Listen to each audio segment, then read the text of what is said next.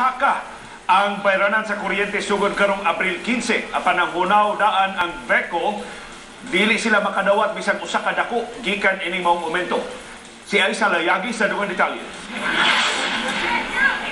Mabatyagan na sa mga konsumidor sa BECO sa Abril 15 ang 0.08 centavos per kilowatt-hour nga aumento sa bayranan sa kuryente. Kininunot sa gipasa nga balaod sa Energy Regulatory Commission Case number 2015216RC kunang pagpasaka sa feed-in tariff allowance kung feed-all rate gikan sa 0.04 centavos per kilowatt-hour ngadto sa 0.12 centavos per kilowatt-hour.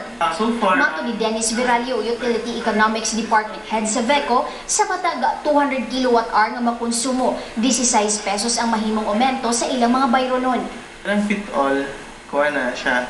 Kanang part na siya sa incentive sa kini mga renewable energy nga pag-o. So, namagunos na guaranteed payments. So, kanang fit-all is part of that katong guaranteed payment.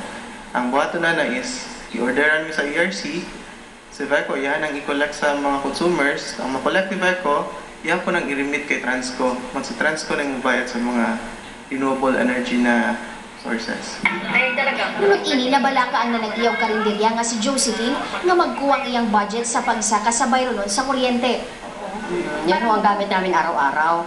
Kaya sa sobrang init, ganun. Pero kung mag-i-increase ka lang, mas mahihirapan ka.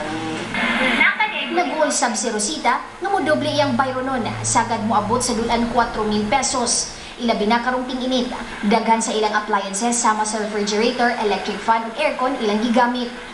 Lisod na tsukay na mo-increase pa kay bugat na kayo na. Labi na krisis kayo ron. The budget na gani kasi. Budget na gani kayo. Wala na gani gamit-gamit sa aircon o mga electric fan. Siling fan na lang. Ang panggiklaro sa BECO walay pag-umento sa ilang power rates. Si BECO is just a collector. Walay napaingon na amount sa BECO kaning gi-collect o sa gi-increase. Walay napaingon sa BECO aning kanitanan mo ato ni siya sa Transco. Karong Abril 15, mutatak na sa mga electric bill sa mga konsumidor sa BECO ang umento. Aisa Layagi, ABS-CBN News.